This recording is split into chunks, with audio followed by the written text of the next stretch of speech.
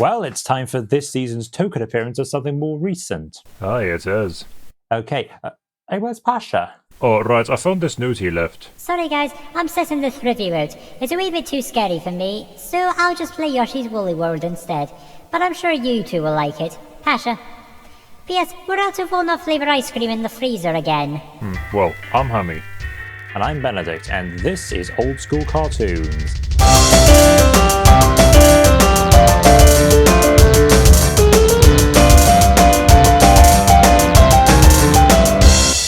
So, what relatively recent year are we doing today? 2006, 2013? 1984. Is Big Brother watching us something? More like a T-Rex is watching. Let me guess, more stop-motion dinosaurs? Yep. And that Huey Tumor bloke requested this one again, didn't he? Yep. What is it with him wanting us to cover dinosaurs all the time? Well, what's not to love about dinosaurs? I mean, giant prehistoric reptiles of varying shapes and sizes that roamed the earth millions of years before man left the trees and then suddenly were just gone. And we only know about them from the fossil remains we've been excavating for the past 200 years, piecing them back together and displaying them in museums all around the world, building statues of them in parks, all while continuing to wonder just what they might have been like when they were alive all those millions of years ago. Well, thankfully, animation, especially stop-motion animation, is a great way of bringing these prehistoric beasts back from extinction. Let's face it, dinosaurs and animation just go so well together, like peanut butter and jelly, or Huey Lewis and the News. Speaking of which, Huey requested the 1984 experimental short film Prehistoric Beast. This 9-minute short was the directorial debut of American VFX animator Phil Tippett. What does that name ring a wee bell? Let's see, Phil Tippett, what has he worked on? Star Wars, Piranha, The Empire Strikes Back, Dragon Slayer, Return of the Jedi, Howard the... Okay, gloss that one. Robocop, Willow, Honey, I Shrunk the Kid, Robocop 2, Jurassic Park. Quite the CV, huh? No kidding, this guy's a legend. And he's still working today. Indeed, and I heard his recent movie, Mad God, is pretty damn good too. Anyway, back on topic. Tippett got his start in 1975 at Industrial Light and Magic, creating stop-motion effects for blockbusters like Star Wars. He is the one who animated the holographic chess game between Chewbacca and R2-D2 on the Millennium Falcon. But with Empire Strikes Back, he developed a unique form of stop-motion called go-motion. What's go-motion? Basically stop motion, but with motion blurs applied to each frame. It's supposed to make the animation look more realistic. That actually sounds pretty innovative for the time. It was. After departing ILM in 1983, he would go on to found his own company, Tippett Studio, with this experimental film being their first project. Prehistoric Beast, in many ways, was kind of my nail in the coffin, putting a nail in the coffin for dinosaur things until Jurassic Park came along. But in 1955, I saw King Kong on television, the 33 Schoensack and Cooper production, and that really kicked off my interest in doing stop motion, and also led to kind of being an amateur paleontologist, and so I was really into that stuff, and I wanted to kind of put it to bed, and so I made Prehistoric Beast over the period of a year after Return of the Jedi. And the title Prehistoric Beast is a line from King Kong when Carl Denham, or Jack Driscoll, is asking Carl Denham after they shot the Stegosaurus, what kind of an animal is this? Why, something from the dinosaur family. A prehistoric beast. And so that was, to me, was like encapsulating everything. It was like, okay, no more dinosaurs. And then Jurassic Park came up a few years later. And Prehistoric Beast caught on, with clips being shown as part of the CBS documentary Dinosaur in 1985, along with new animation provided by Tippett Studio, which would also be reused as stock footage in later documentaries such as the Eyewitness videos and Really Wild Animals. For the longest time, the original 9-minute long short film could only be viewed at exhibitions and animation festivals. Fortunately, in 2011, the official Tippett Studio YouTube channel uploaded a full restoration of the film to their page, and now it can be viewed by everyone. Well, that was a mammoth of an introduction. Let's see what all the fuss is about. Right, so row back the rock to the dawn of time where the earth was smoking and the lava flowed. This is Prehistoric Beast. The film fades in on a quiet night in Alberta, Canada, 65 million years ago. Of course, we now know that dinosaurs actually went extinct around 66 million years ago. And the camera pans into the forest, showing a dead dino being gorged upon by none other than the tyrant lizard king himself, Tyrannosaurus Rex. Ah, Crivens, no wonder Pasha's setting this review out. These dinos are nothing like Barney.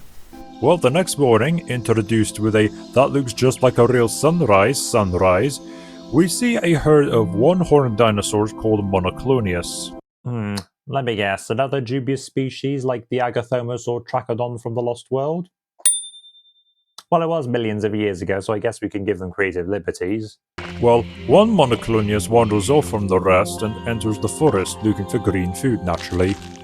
Get that stupid death clip ready, Benedict. We may need it later. By the way, the forest here was partly made with the use of photographs of the Grizzly Creek Redwood State Park in California, which also doubled as the forest moon of Endor in Return of the Jedi. Well, I guess Canada was warmer back then.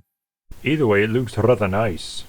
Soon the hungry Monoclonius stumbles upon the Motherlode, a clearing filled with yellow and red flowers, and it feasts on the colourful flora. And I have to say, this animation looks very realistic. Not too shabby for something made in someone's garage. Wait, this was filmed inside a garage? Well, most businesses start in a garage, if you have the cash.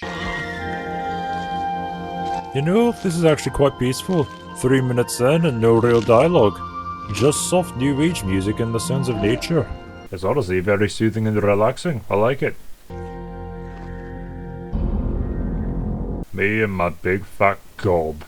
Still hungry, the greedy Monoclonius continues its buffet, travelling even deeper into the forest, completely unaware of the danger lurking in the shadows. Okay, soothing feelings gone new.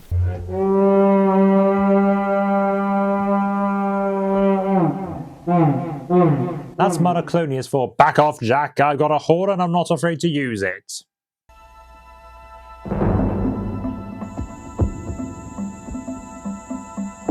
Curiosity killed the cat, or at least the dinosaur. As it wanders further into the dark and foreboding forest, the T-Rex closes in on its next target. And am I the only one who's starting to feel a bit claustrophobic here? I swear it's like the trees are closing in like a new... No, I'm starting to feel the same way. Then the Monoclonius stumbles upon... If I saw that, I'd run. No.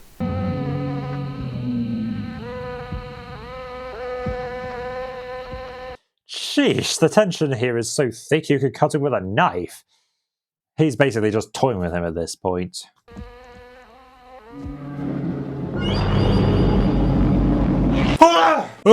Of course, the Tyrannosaurus appears and sinks his teeth into the Monoclonius' back.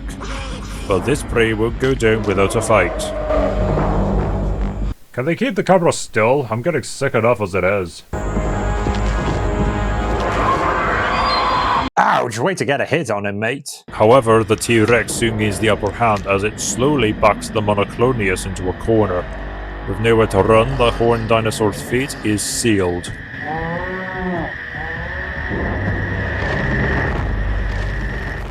Is that what happens after you die? A title card flashes before your eyes? Well, that was prehistoric. Oh, we're not done yet. Not quite. The rest of the Monoclonius herd calls out for its lost member, before grazing again as the sun sets, and the Tyrannosaurus wanders through the night, looking for its next meal.